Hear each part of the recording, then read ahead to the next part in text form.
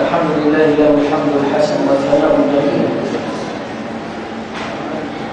وأشهد أن لا إله إلا الله وحده لا شريك له يقول الحق وهو يهدي السبيل، وأشهد أن محمدا عبده ورسوله النبي المصطفى الأمين صلى الله عليه وعلى آله وصحبه الطيبين الطاهرين وتابعيه بإحسان إلى يوم الدين. يا أيها الذين آمنوا اتقوا الله حق تقاته ولا تموتن إلا وأنتم مسلمون. يا أيها الذين آمنوا اتقوا الله وقولوا قولا سديدا يصلح لكم أعمالكم ويغفر لكم ذنوبكم، ومن يطع الله ورسوله فقد فاز فوزا عظيما. وبعد، فإن أصدق الحديث كلام الله تعالى، وخير الهدي هدي محمد صلى الله عليه وسلم، وشر الأمور محدثاتها، وكل محدثة بدعة، وكل بدعة ضلالة، وكل ضلالة في النار. وما قل وكفى خير مما كثر وألهى، وإنما توعدون لآت وما أنتم بمعجزين. اللهم اجعل معنا مرحوما وتفرقنا من بعده معصوما. اللهم لا تجعل بيننا ولا منا ولا من المسلمين شقيا ولا محروما. اللهم أدخل السعادة على قلوبنا وقلوب المسلمين في مشارق الأرض ومغاربها. اللهم اشف مرضانا وارحم موتانا. اللهم وسع أرزاقنا واغفر ديوننا واهد أولادنا وبلغنا مما يرضيك آمالنا. اللهم أعطنا من الخير فوق ما نتمنى، واصرف عنا من الشر ما أنت به أعلم. أنتم الليلة مع تصويرة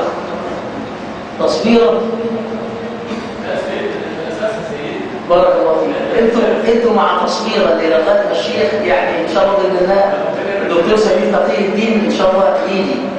فيعني زي ما بيقولوا إيه، على ما تفرق يعني إن شاء الله، يعني على ما تفرق، يعني بدل ما احنا نبقى إن شاء الله كده يعني قاعدين كده، يعني لعلنا ننشغل عن الذكر، رغم ان احنا في رحمه الله واستغفار الملائكه، والله تبارك وتعالى يذكرنا باذنه تعالى في ملائكه الاعلى.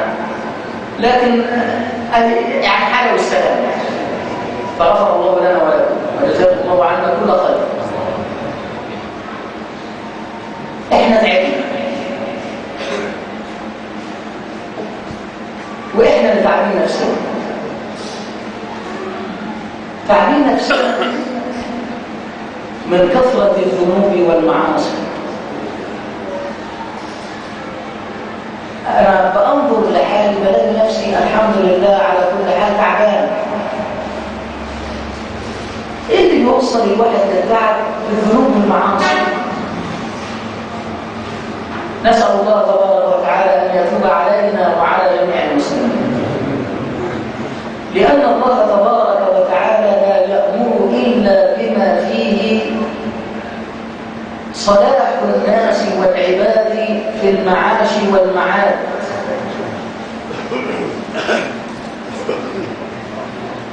وما فيه الخير في الدنيا والآخرة. ولذلك قال في سورة الأنفال: وهو ينادينا بنداء محبب إلى قلوبنا يا أيها الذين آمنوا استجيبوا لله وللرسول إذا دعاكم لما يحييكم. وقال يا أيها الذين آمنوا إشارة منه سبحانه وتعالى على ما يقتضيه الإيمان من السمع والطاعة. لما يقول لك يا أيها الذين آمنوا بيفكرك إن أنت مؤمن، وطالما أنت مؤمن هذا يقتضي منك السمع والطاعة.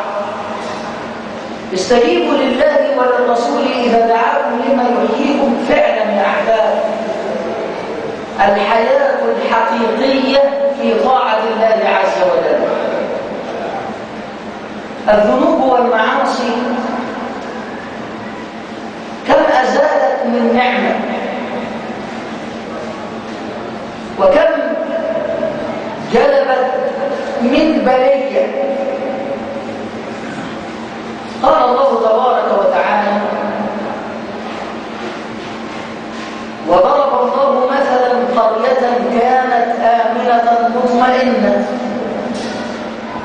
يأتيها رزقها رغدا من كل مكان، فكفرت بأنعم الله فأذاقها الله لباس الجوع والخوف بما كانوا يصنعون.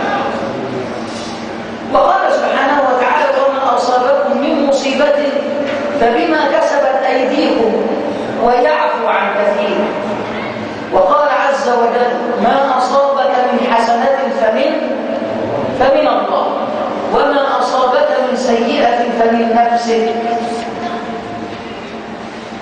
وقال عز وجل: ولو أن أهل القرى آمنوا واتقوا لفتحنا عليهم بركات من السماء والأرض ولكن كذبوا فأخذناهم بما كانوا يكسبون.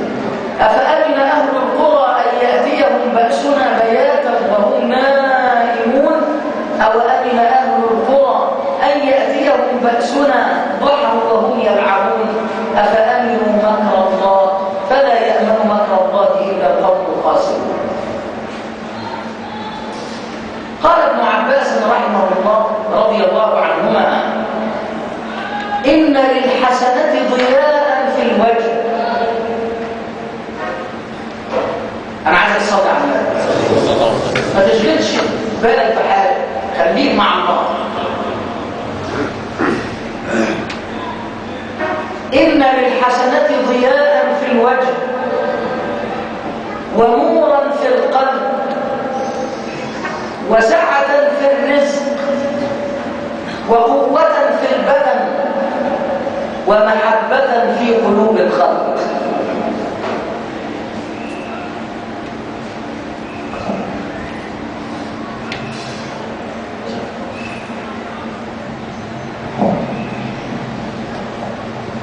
إن للحسنة ضياء في الوجه ونورا في القلب وسعة في الرزق وقوة في البدن ومحبة في قلوب الخلق. وإن للسيئة سوادا في الوجه، نعوذ بالله من سواد الوجه، وظلمة في القلب وضيقا في الرزق ووهنا وضعفا في البدن وبغضا في قلوب الخلق. الإنسان متى اشتغل بالمعاصي والسيئات يسقط من عين الله، ومن يهن الله فما له من مكرم. ولذلك قال الحسن البصري: هانوا على الله فعصوه ولو عزوا عليه لعصمه. هانوا على الله فعصوه ولو عزوا عليه لعصمه. تحفظ هذا القول: هانوا على الله فعصوه ولو عزوا عليه لعصمه. اللهم أكرمنا ولا تهنا يا رب. لما فتح المسلمون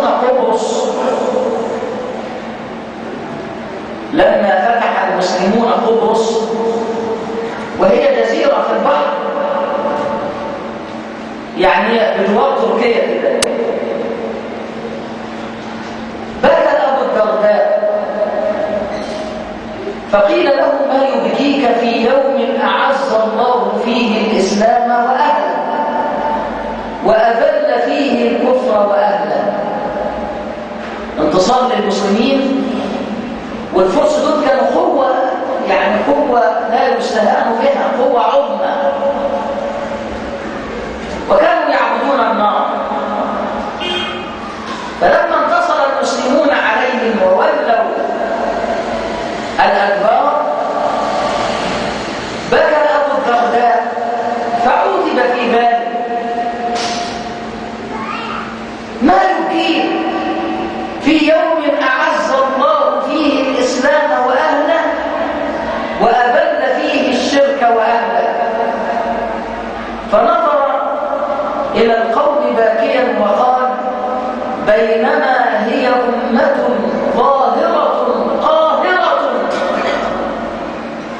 خالفوا أمر الله،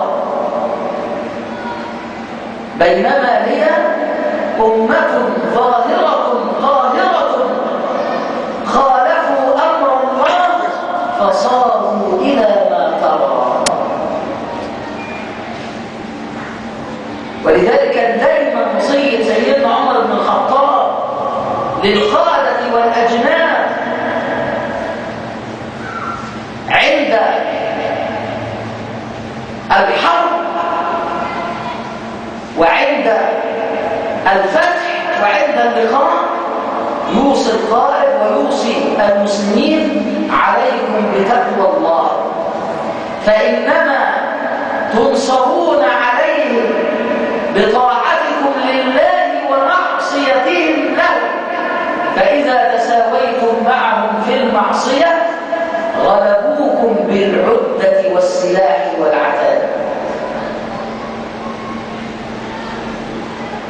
الواحد متى اشتغل بالمعصية هان على ربه. سيدنا موسى لما خالف الخضر عليهما السلام 3 مرات قال له: هذا فراق بيني وبينك. والهدهد لما خالف سليمان مرة واحدة قال: لأعذبنه عذابا شديدا أو لأذبحنه أو ليأتيني بسلطان مبين. ألا تخشى أن يطلع الله عليك وأنت على معصية فيقول لك: هذا فراق بيني وبينك.